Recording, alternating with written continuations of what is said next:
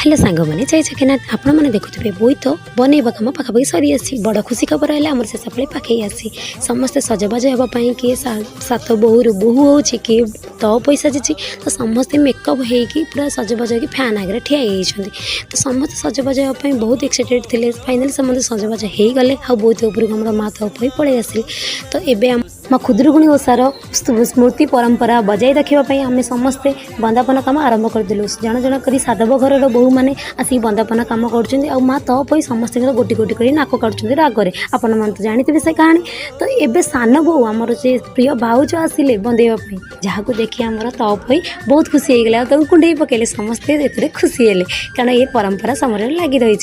कि सबुठ दुखर विषय है माँ तपई को तो 5 पाली ओषा पर आम माँ तपई को विसर्जन करने जाऊँ क्यों आम